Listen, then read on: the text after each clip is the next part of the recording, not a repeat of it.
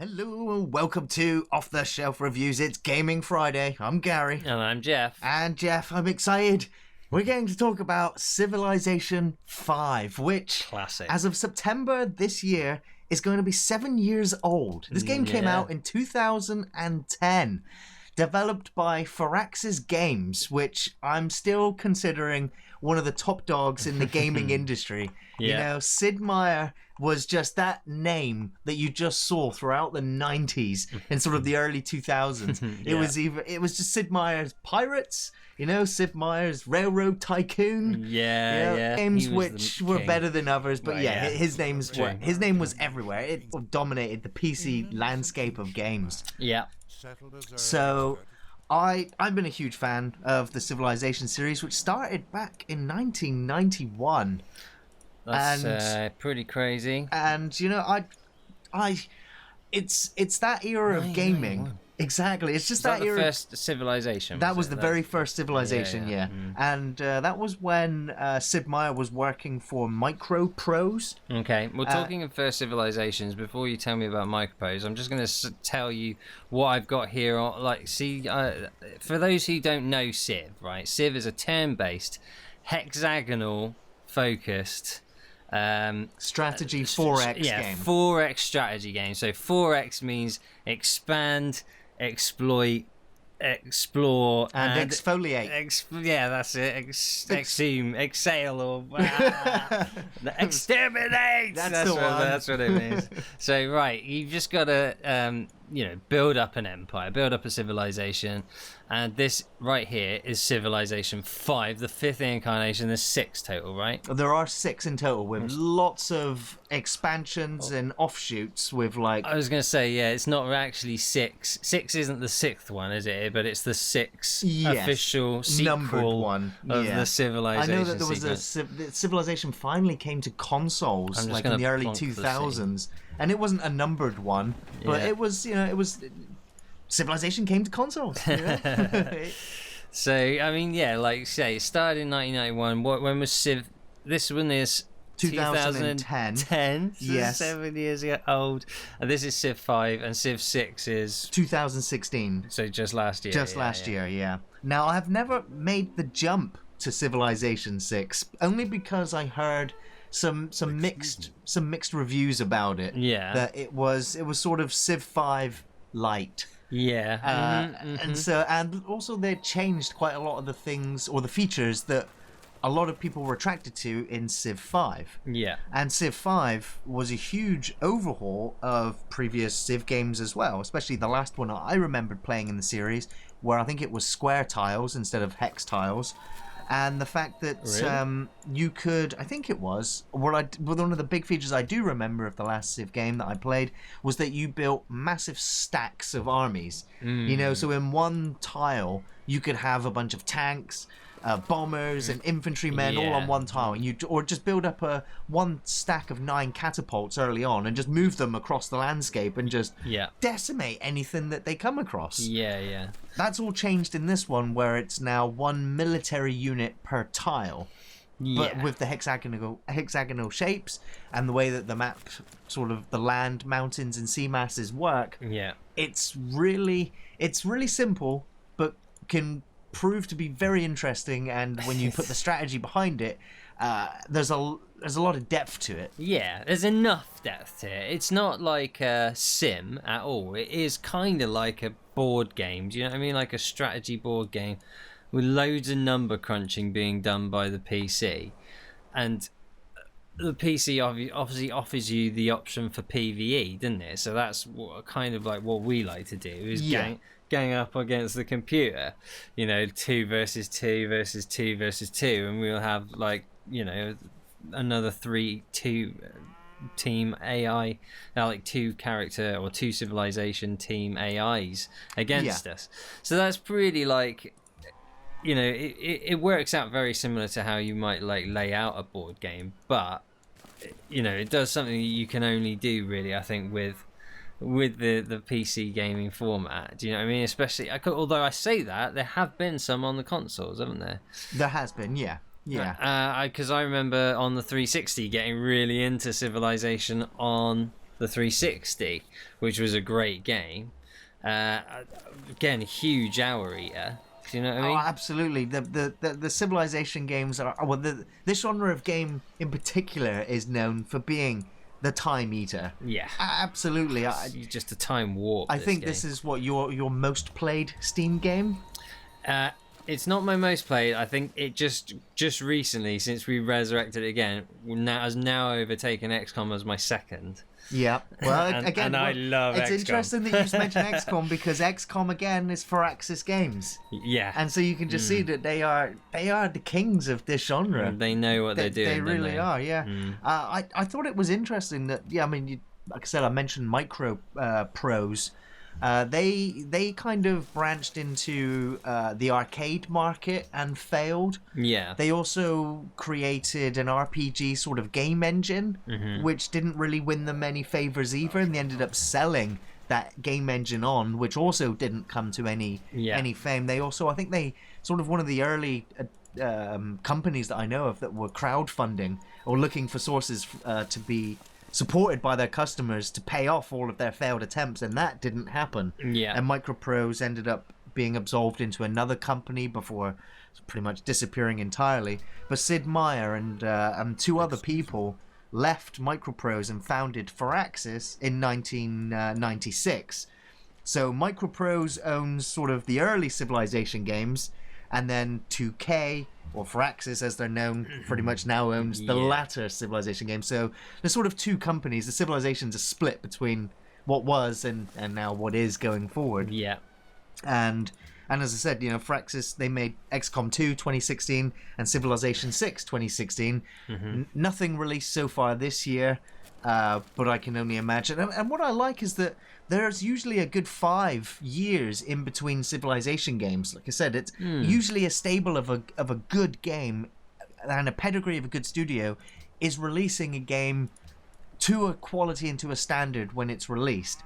Giving a game 5 years is you know, in my opinion, that's the sweet spot. Yeah. A lot of games that have taken 5 years to make are usually very good when they come out. No blemishes. Yeah, it's genuinely a sequel then as well, isn't it? They've not just taken the old engine and tried to squeeze out more content. They do try to revolutionize it and upgrade it and change it, and sometimes for the better, and sometimes they'll upset, you know, the fans of the genre and go, "You've changed it too much." Yeah, and I do wonder how much of the criticism for Civ 6 that is clearly on Steam, you know, which comes up with mixed reviews, is just people just not liking change. You know what I mean? Yeah. However, I mean, a lot of people on there say that if you like Civ 6 and you've got Civ 5, you basically have everything you could ever want in Civ 5, and Civ 6 doesn't bring much that's new to the table. Yeah.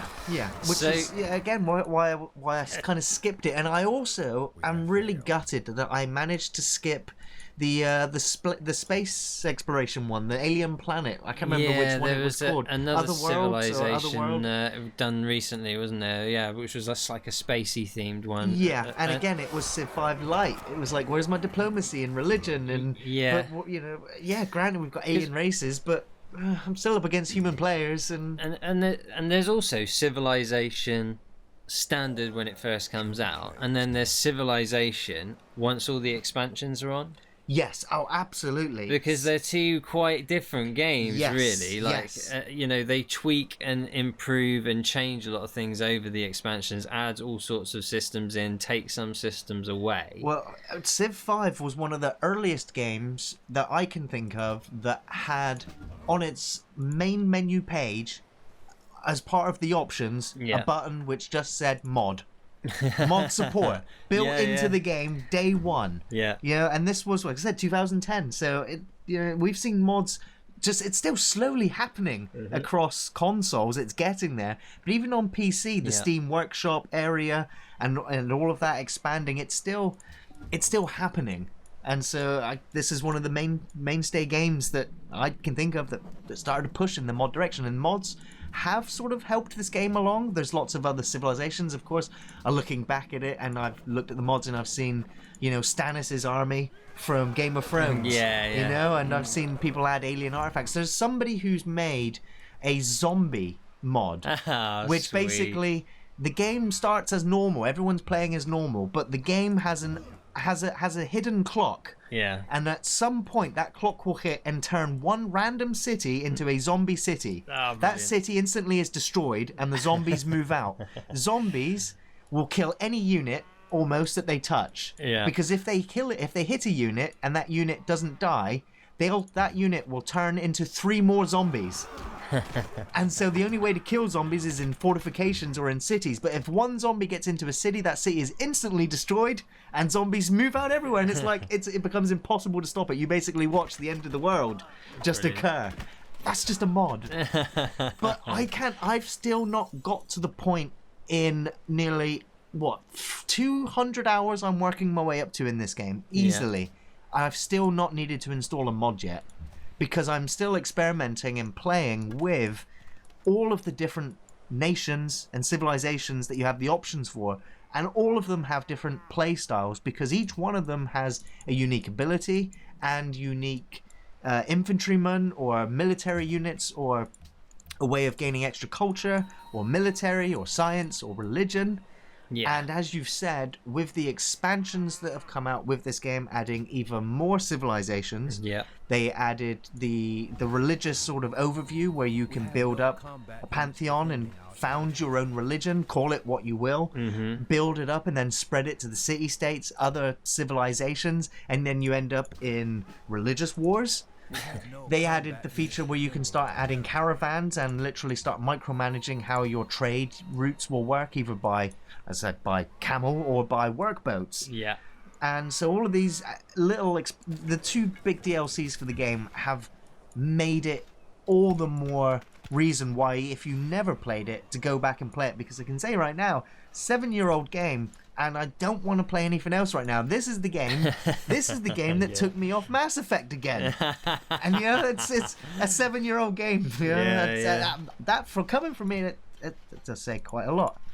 Like I say, second most played game on my Steam account at the moment. Like, it's once you start a game, you get into a rhythm with things where you're building things up. You have a plan. You're like, right, I'm gonna move into this area next, or take this area next, or I'm gonna make peace with these city-states, and I'm gonna try and win their favor to gain diplomacy. There's just always the next thing that you can do to develop your civilization and build up. And each time you play, you have learned a little bit more about the systems of the game and how to use them to your advantage. So your build gets a little bit quicker every time, and you're constantly making improvements. So it's really hard to put down. And when you're in the flow, you can sit here for if this is the sort of thing you enjoy, you can sit here and just watch 10 hours go by. You go, what's the time? You're like, it's probably about dinner time, and it's like 1 o'clock in the morning. Do you know what I mean? Like it can be that just bad. You have a list of jobs that you need to do, and you're like, I need to put the washing on. Can wait till tomorrow. I need to get food ready for work tomorrow. I can do it in the morning. You're like, I need to go and post that thing online. I might be able to leave it another day. Might be able to leave it till before I go to bed. And you just keep going. It's one of the most addictive games I've ever played. Whether that is praise for the game or criticism for the game. Because you could get into a lot of trouble if you start playing this game and you don't control your hours, because this game demands the time, because you get so invested in micromanaging. And how did they turn micromanaging into something fun? Micromanaging is boring and it's tedious, but you are invested in your city because you built it from a bunch of settlers and a band of ragtag warriors, and you've explored and you've chosen where you're going to set up your next colony. You've chosen who your allies are going to be, and you might be fortunate enough to choose who your enemies are, or your enemies will choose you and target you anyway. I'm looking at you, Gandhi. And so, as a drawback, one of the first things I always say on a Gaming Friday is, What's the story, Jeff? Well, And there's this nothing. This is a game with no story, but it doesn't need it, because it's the every narrative of your single civilization. playthrough is different. Yeah. With the fact that I say it's different. It's different in terms of who your allies will be, who your enemies will be, which civilization you are. Yeah. And, sometimes it can get confusing going from game to game and still holding a grudge against Rome. And it's, but especially in AI Rome. Do you know especially what I mean? in AI Roman, yes, yeah. I've been allied with him all along, and he's like, "Come and help me fight the Babylonians." I'm like, "Okay, I'll come. I'll send my whole fleet in, set up a city." And he's like, "Great, that's great." 5 turns later, Rome, denounces you, and you're like, "What? What did I do?" Okay. The next thing you know, he comes in and takes that city that you had just claimed from the Babylonians, and then sits there all smug. And you're just like, curse the AI. But for me, that is the story part of the game, because I look at it and go, right, I'm at turn 300. By turn 350, Rome will fall. And then you start building up your military, deciding where you're going to position them, keep them on the borders of Rome.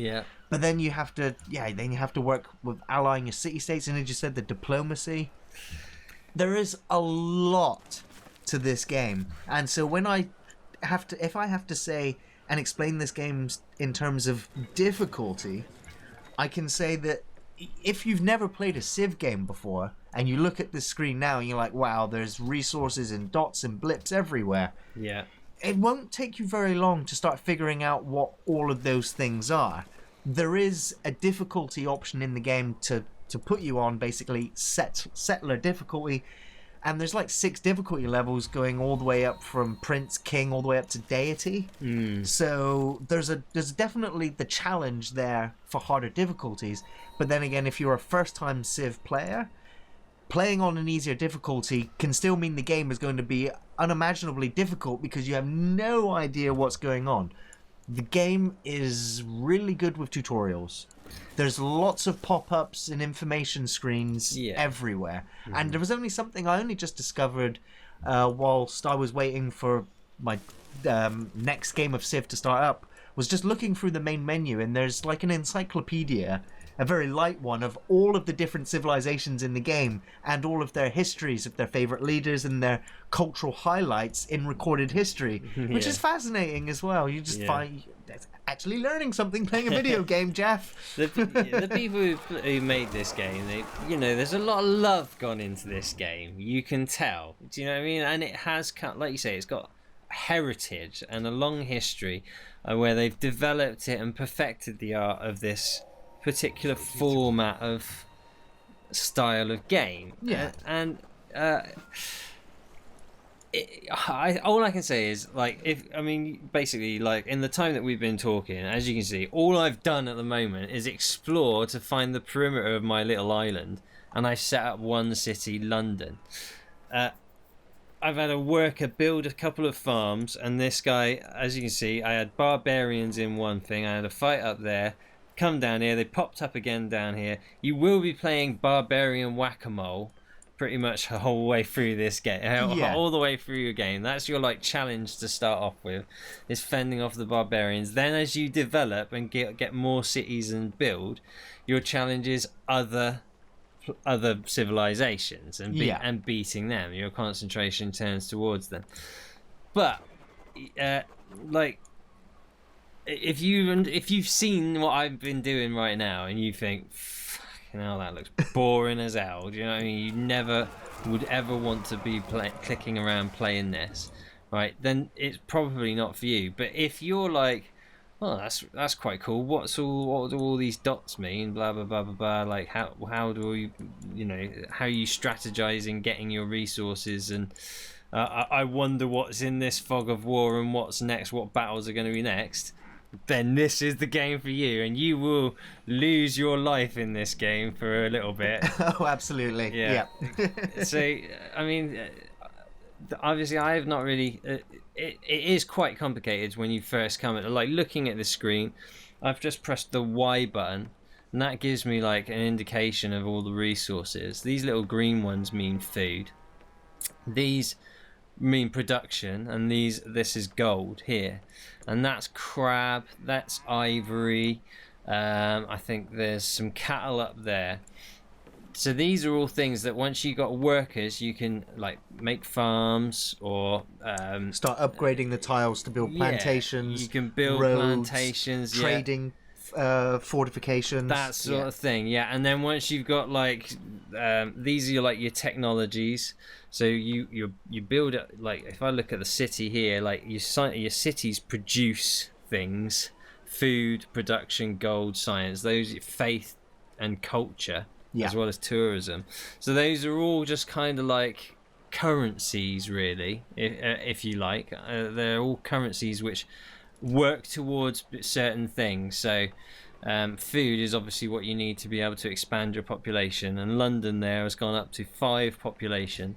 And then when I click on here, I can click on citizen management. As you can see, each hexagon gets one of those citizens, so that I can collect those resources. Yeah. So 3 food means I've got, if I've got 1 citizen collecting 3 food, I've got an excess of 2 food, and that means my city will be growing. So London's going to take 10 more turns until it turns to 6 population. Yeah. Yeah. And then you also have tile expansion from your city as well, so you can see the border. Influence of the city, the border of the city, yeah, that grows, and you can do all sorts of things to boost that. So you got culture is produced, which allows you to produce social policies, including things like ideological tenets, and these really sort of define your strategy, don't they? They give you bonuses in all kinds of areas. Often or not, I find myself going down the honor tree. Because you want to be fighting all the time. Well, I don't fight all the time. I'm playing as the show shines right now, and I'm not trying to go to war with anybody. You love being the Germans. I gotta admit, my favorite civilization to play as is the Germans, and I love my U-boats. Yeah. I love building up to the submarines and then getting a couple of nukes out there, and I hold grudges from the medieval era right up through to the modern era. If you pissed me off 2,000 years ago, or if you pissed me off 4,000 years ago, you're gonna get I'm coming back for you with nukes. You better remember it. Yeah, wait 4,000 years till you get the nukes. Do you reckon that was just what America's problem was? It was just some butthurt people from back in like Babylonian times or something. And they've just inherited this hatred. Finally. So we've talked about the difficulty. How about the graphics of the game, Geoff? I mean, 7 years later, looking at this game, I'm like, the graphics are absolutely fine. And you know what? I'm playing this game on my editing PC, which is only just about barely able to run this game still. And I cannot run it at its highest specs. As a matter of fact, I even have some of it set to low and medium resolutions, and some of it looks a little bit ugly. But that is... It's not an action game, is it? It's not an action game, and I don't need to see pretty visuals. All I need to see is enough for me to get an idea of what I'm looking at, so that my brain is working on the strategy and everything else. I mean, look at that. You can play it like that. Yes, I don't recommend that necessarily, that's not very. But pretty. I mean, that's what old civs used to look like. Exactly. Yeah, that's it. I mean, it's got. I mean, that is it. It is a board game. Yes, it is. Yeah, effectively, but with all the tedium done by the computer automatically. Yeah. And it's really, that's why it's.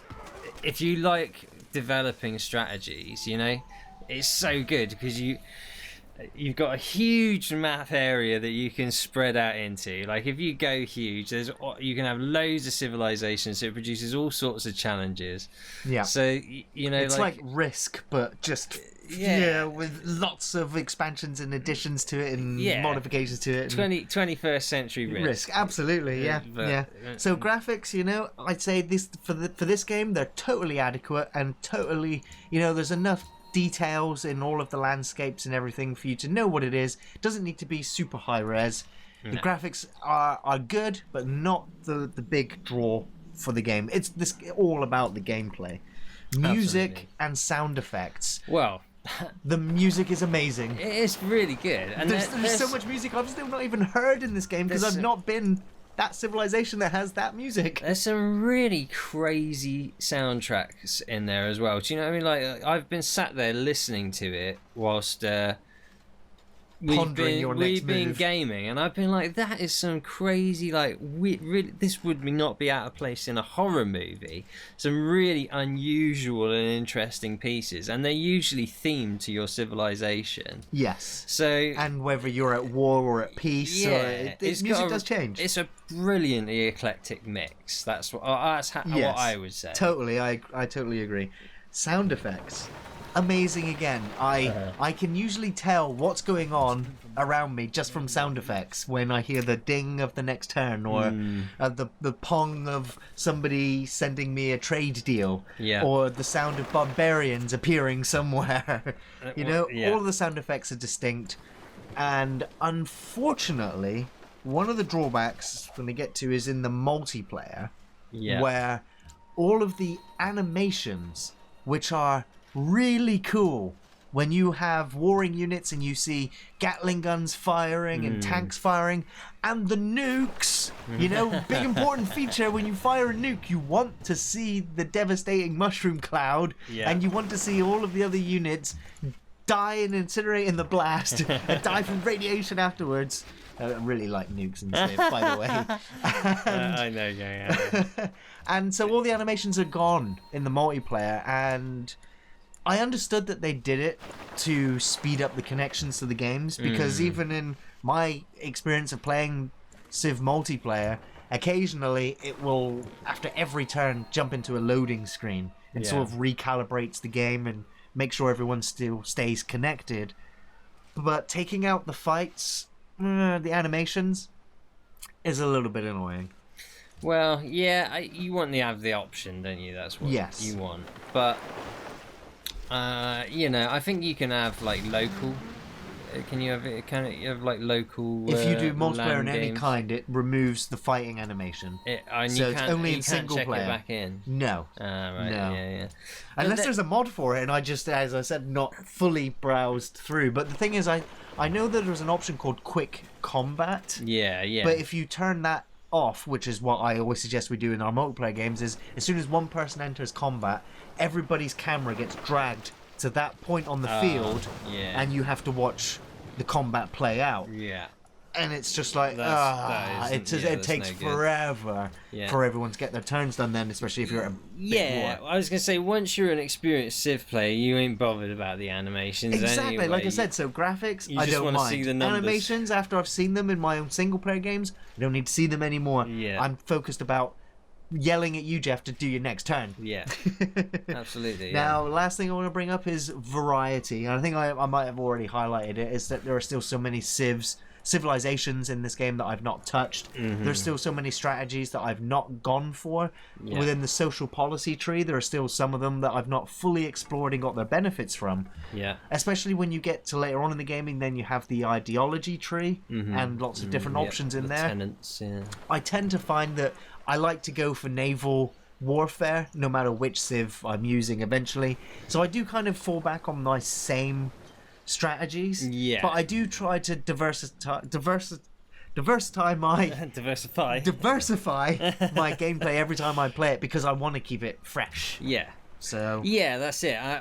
This is the thing. We've done hundreds of hours, but we have still only just scratched the surface. We are not very experienced Civ players. You know what I mean? No, I still make silly mistakes. And I think if you were really into Civ, you could easily burn out 1,000 hours into it. Easily, easily. If you wanted to do if you wanted to get up and beat it to deity difficulty level, play as all the civs, play on all the different map spawn types, whether you're playing on the huge maps, continents, rivers, you can just keep going. So it's no surprise that this game got a 90 out of 100% on Metacritic from the critic score, although the fans only gave it a 7.9. So slightly lower than the critical score, but still, in my opinion, it's a really high score. PC Gamer, a 93%. GameSpot, 9 out of 10. This game was 9 and 10 out of 10, pretty much across the board. So I highly recommend this game. Yeah. Even in 3 more years, when we get to 2020, I'm still going to look back at Civ 5 and go, am I going to get Civ 6? Meh, probably not. I'll wait for Civ 7 and see what's coming next. But even I might be wrong. Civ 6... I'll probably get Civ 6 when it's all of it with all the expansions. All the expansions and it's reduced in price again. Yeah, and we'll be playing Civ 6 and it'll be 2025 and we'll be like, Geoff, you don't realise how old this game is and it's still good. We'll probably be like, man, Civ 6 is amazing. I don't know why we didn't do it. Fuck Civ 7. Yeah. Well, that's going to be it from us here on Off the Shelf Reviews this Gaming Friday. We'll be back next Friday with another video game. Of course, film reviews on Thursdays. You can find us on Facebook, on Twitter, and on Patreon. Take it easy, everyone. See you next time. One more turn, Geoff. One more turn.